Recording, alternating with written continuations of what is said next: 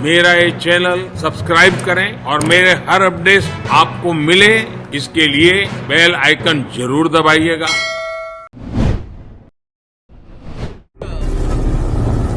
क्या हमारे प्रश्न को गुण और अवगुण के आधार पर देखेंगे? लेकिन मध्य पूर्व के बारे में यह स्थिति साफ है कि अरबों की जिस जमीन पर इजराइल कब्जा करके बैठा है, वो जमीन उसको खाली करना होगी।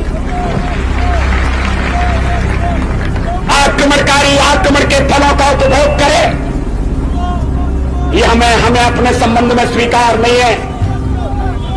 तो जो नियम हम पर लागू है वो औरों पर भी लागू होगा।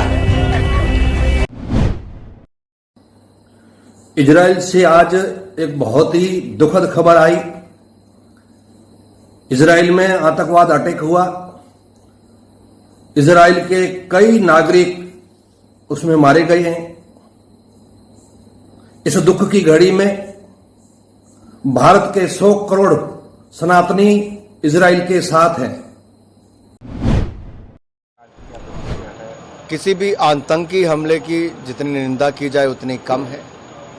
और कल ही भारत सरकार ने कह दिया था कि इजराइल के साथ हम खड़े हैं। ये दुखद है कि किस तरह से घुसपैठ होकर आम नागरिकों के ऊपर हमला होना। आदरणीय मोरारजी भाई इस स्थिति को स्पष्ट कर चुके हैं। गलतफहमी को दूर करने के लिए मैं कहना चाहता हूं कि हम हर एक प्रश्न को गुण और अवगुण के आधार पर देखेंगे।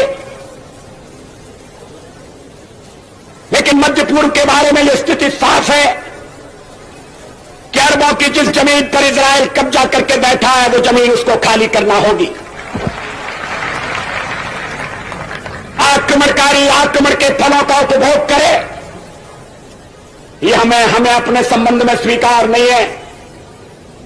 तो जो नियम हम पर लागू है वो औरों पर भी लागू होगा। अरबों की जमीन खाली होना चाहिए। जो फिलिस्तीन है, उनके फिलिस्तीनी हैं, उनके उचित अधिकारों की प्रस्थापना होना चाहिए। इजराइल के अस्तित्व को तो सोवियत रूस ने, अमेरिका ने भी स्वीकार किया, हम भी स्वीकार कर चुके हैं। मध्य पूर्व का एक ऐसा हल निकालना पड़ेगा इसमें आक्रमण का परिमार्जन हो और स्थायी शांति का आधार बने।